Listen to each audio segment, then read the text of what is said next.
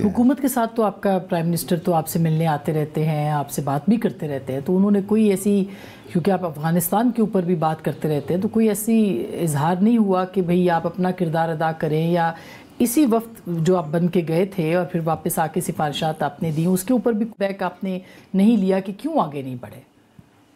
نہیں، اس پر کوئی بات نہ ان کی طرف سے ہوئی ہے، نہ کوئی ہمارے طرف سے اس پر بات ہوئی ہے۔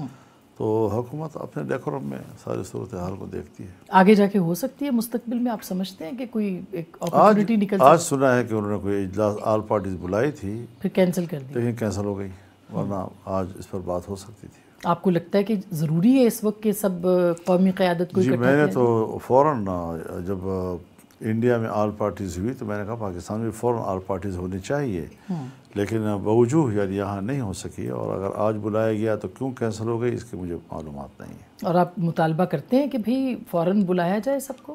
میں ضرورت محسوس کرتا ہوں اس کی۔ اب یہ ہے کہ باقی پارٹیاں انہوں نے کیا جواب دیا، کیا رسپانس تھا ان کا، مجھے معلوم نہیں ہے۔ اور شاید اسی لیے وہ نہیں بلا رہے کہ اگر کسی ایک پارٹی نے بھی انکار کیا ہو تو پھر بلانے سے شاید وہ اس لیے گھبراتے ہوں کہ پھر وہ خبر بنتی ہے، جی، اور وہ کوئی ایسی خبر نہیں دینا اور چاہتے۔ قومی یکجہتی کو نقصان پہنچ سکتا ہے، جو اس وقت آپ نے بتایا کہ ظاہر ہے۔ ظاہر ہے۔ لیکن سر اب ایک تو ہم خطے کی بات کر رہے تھے، دوسرا جو انٹرنل پالیٹکس ہے وہ بھی بدل گئی ہے۔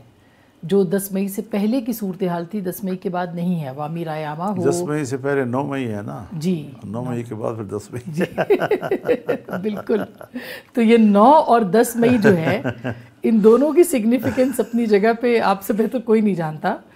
تو اب پھر 10 مئی کے بعد کو آپ کیسے دیکھتے ہیں، خاص کر کے فوج ایک پاپولر نیریٹو اور عوامی رائے ان کے حق میں؟ میں اس وقت تو تنقید نہیں کروں گا کسی بات پہ، تجاویز دے سکتا ہوں، جی، اور میں نے پارلیمنٹ میں بھی دی ہیں۔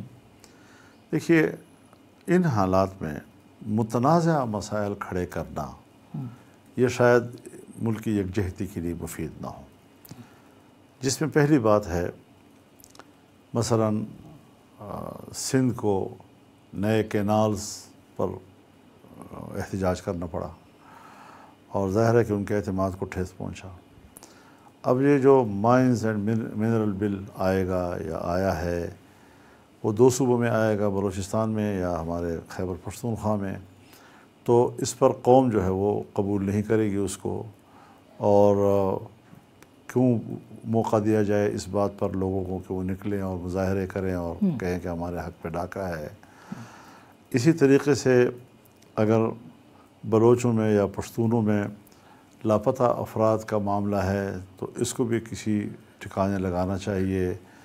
اگر کوئی زندہ نہیں ہے تو بھی بتا دینا چاہیے، اگر زندہ ہیں تو بھی بتا دینا چاہیے، اور عدالتوں کی طرف ان کو لے آیا جا سکتا ہے۔ اگر وہ زندہ ہے تو کم از کم پیاروں کو ان سے ملنے کا موقع تو مل سکے گا، چاہے جیل میں ہو، چاہے حوالات میں ہو، چاہے تھانے میں ہو، جہاں بھی ہوں۔ تو یہ وہ چیزیں ہیں۔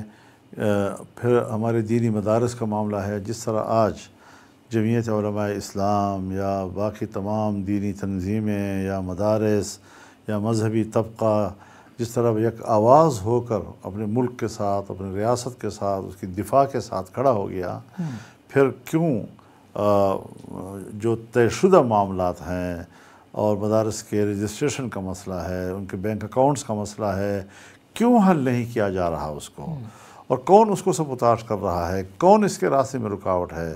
میں سوچتا ہوں کہ ملک کی یکجہتی کے لیے کوئی بڑے سے بڑا آدمی بھی اگر رکاوٹ ہے اس کو راستے سے ہٹا دینا چاہیے، اور واضح راستہ ہمیں دے دینا چاہیے کہ ہم اپنے طے شدہ معاملات کو روح بعمل لا سکیں اور کام کر سکیں ہم لوگ۔ تو یہ چیزیں ہیں کہ جو میں سوچتا ہوں کہ حکومت کو اس پر فوری طور پر عمل درآمد کرنا چاہیے۔